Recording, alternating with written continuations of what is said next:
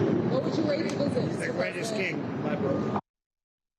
Well, that was President Trump praising King Charles III following the monarch's high-profile state visit to the United States this week. It was a momentous trip from start to finish, bringing two longtime allies even closer. From King Charles's history-making address to Congress to an elegant state dinner, a whirlwind day in New York City, and a solemn stop at Arlington National Cemetery, and then a final send-off fit for royalty.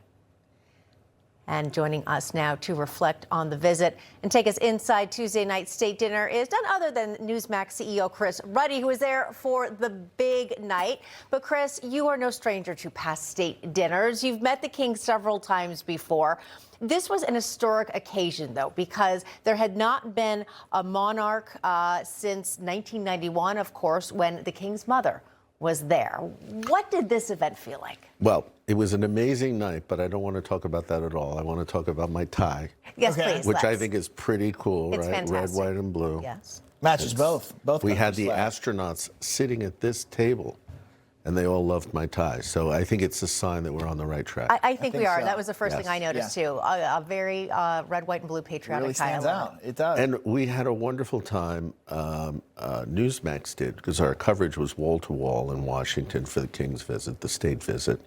And it was, for the President of the United States, meeting the King of England, the King of Great Britain, our most significant stalwart ally for a very long time, I think was a momentous time for him and the country. And I think it just had a very positive vibe all around about it.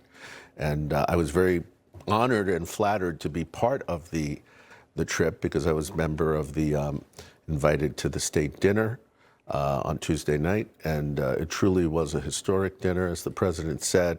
Both of them gave tremendous speeches. And I think it's a good omen for the future of Europe and our relationship with Britain.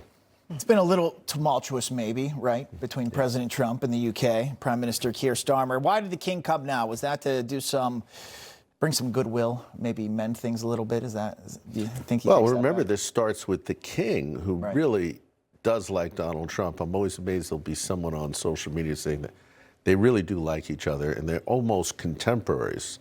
They were born around the same time. And Donald Trump's mother was a British subject. Remember, she was born in Scotland, came as an immigrant to the United States. The family has always had great ties with Britain. Donald Trump owns a couple of businesses there, right? He does. 2 world-famous golf courses. One in Aberdeen and Turnberry. They're considered among the highest-rated golf courses in the world. Sounds like a commercial, right? But it is. I've been there. I remember I was with the president at the opening of Aberdeen. I know he has great emotional ties to Great Britain because of his mother, his family, and American history. He knows they were on the beaches with us at D-Day. So that shared thing is very important for Donald Trump. King Charles' first major invitation he has as king is to, as soon as Donald Trump becomes president, is to Donald Trump. And that goes back to the great relationship Donald Trump had with Queen Elizabeth, Charles's mother. I have been told by people in Britain that she felt the closest to him, liked him the most of all the American presidents. Wow. That's a a good lot, scoop. too. Yeah. True story. Quite a few. I want to get back inside that dinner because you actually posted a picture of your plate. And I know it was a very special dinner, every course being important. But even before the food was on the table, that is absolutely beautiful. Now, I understand that some of the services that were used, some of the china were from, I believe it was Presidents Clinton and also Bush. So lots of history in this room. I had no idea about the history. I saw this plate in front of me. And I said, this looks beautiful. It's gorgeous. And the cutlery, and there I am sitting there.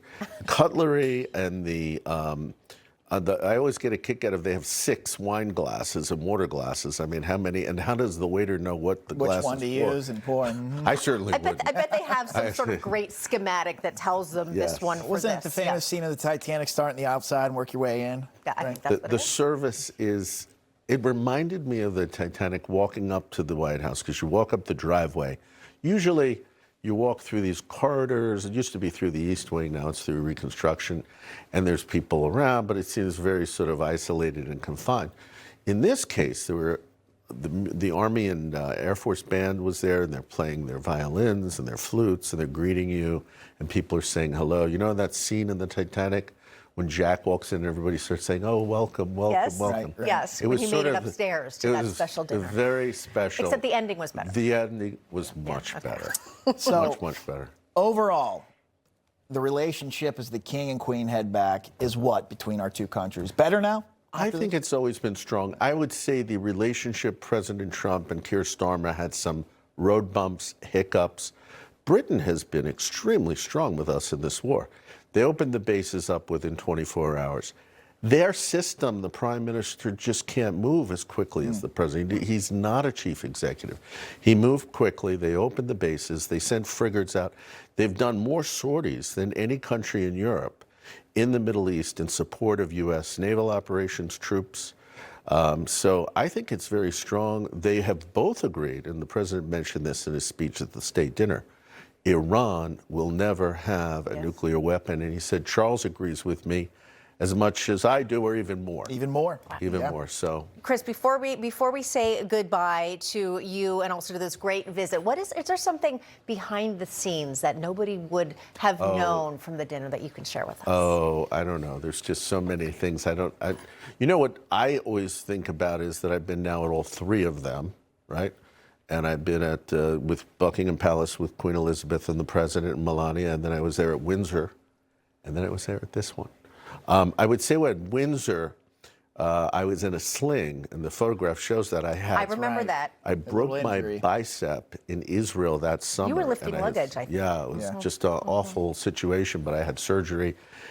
The king kept coming over to me, asking me if I was okay. And then even after the dinner, he said to me, were you able to eat all of that food? And I said, yeah, now I'm able to drink with my left hand. You become From what's one that of called? those Ambidextrous. 6 glasses You can on the use table. both, Yeah, right? so it was an incredible three. And having seen all of those three, I personally, my guess is that the President and Melania probably like the Windsor Castle. They seem to be the most impressed by that overall event. For me, every one of them was an extremely special event. And it's sort of like having a front row to history, a front seat to history. And so I look back and I think I'll always have very positive memories for what it all means for me and for the country. It's incredible. Absolutely incredible. Mr. Chris Ruddy, thank What you a for memory to sharing have. that with Yep. us. It's great to see you. And that is a great tie. And you're all going to Pittsburgh this weekend, I heard? I'm going to the east side, going to the east outside side. of Philadelphia. I have a little family that's- event this weekend. Congratulations, my cousin bought her first house. Oh, Wow. Celebrating that. wow, And you're happy- actually having a party. Open house party. That's yeah, right. there you go. And happy housewarming. big birthday to my dad. Oh, I won't say the happy number. birthday. Mr. Zish. Thank you. Happy birthday. Chris, always a pleasure. All Thanks, right. Chris. Good Good to to see you see you. both. Appreciate it. Have a Thanks. good weekend. Thanks, you too.